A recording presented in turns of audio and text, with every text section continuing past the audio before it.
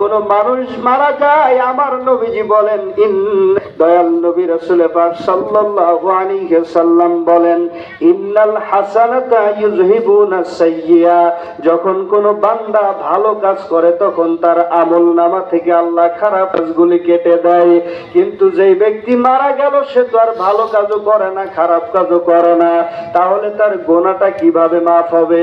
এই কিভাবে জবাব স্বয়ং আল্লাহ সূরা হাশরের মধ্যে দিয়ে দিলেন। বিসমিল্লাহির রহমানির রহিম।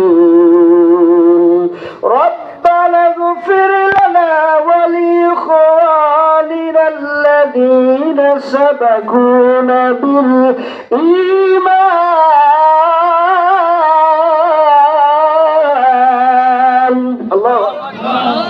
আল্লাহ জানিয়ে দিলেন, রব্বানা ইগফির লানা